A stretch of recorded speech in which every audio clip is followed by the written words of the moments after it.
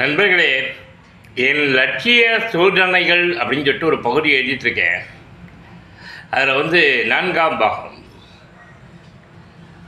அதாவது நான் ஒரு அமர்ஜோதி ஹோட்டலில் வேலை பார்த்துக்கிட்டு ஆர் சுந்தராஜன் அவர்களிடம் முயற்சி பண்ணிட்டு இருந்தேன்னு குறிப்பிட்டிருந்தேன்.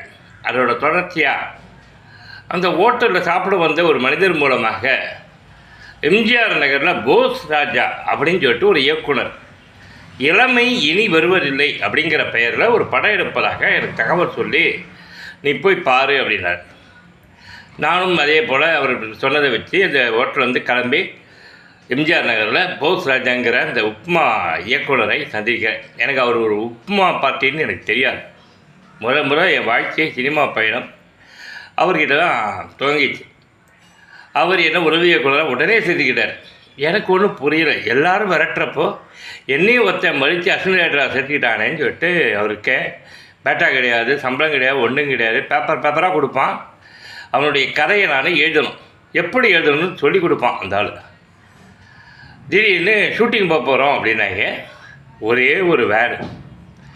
அந்த வேனில் இப்போ எல்லா புடுமுக ஆர்டிஸ்ட்டு அதை என்னையும் சேர்த்துக்கிட்டாங்க. அந்த வேனோட சைஸ் பார்த்திங்கன்னா மிஞ்சி போனால் நம்ம கோவிலுக்கெல்லாம் போவோம்ல, அதுதான் மொத்தமே. ஒரு முஸ்லீம் ஒருத்தர் தான் தயாரிப்பாளர்னு அறிமுகப்படுத்துகிறாங்க. கொடைக்கானல் தாண்டி ஒட்டன்சத்திரம்ன்றது அவருடைய ஊர். அந்த ஊரில் போய் இறங்கி ஒரு 6 நாள் ஷூட்டிங் நடக்குது. அப்புறம் தான் தெரியுது, கேமரா அவுடோர் யூனிட்லேருந்து கொண்டு 2 கேன் தான் போட்டிருக்கான். மீதியெல்லாம் கேனே போடாமல், அதாவது ஃபிலிமே லோட் பண்ணாமல் வெறுமை ஷூட்டிங் நடத்தி அந்த ஒட்டஞ்சத்திரம் ஊரில் இருக்கிற மக்கள்கிட்ட பெரிய ஆளுங்களில் கொஞ்சம் ஏமாற்றி, அது மட்டுமல்லாது கூட்டு போனான் பாரு அந்த பொண்ணுங்கள்லாம் அந்த ஊர் பெரிய மனுஷங்க கூட படுக்க வச்சு ஒரு மாதிரியாக சம்பாதிச்சிருக்காங்க. திருப்பி வரதுக்கு காசு இல்லை, ஓடிட்டான் யார் இயக்குனர்.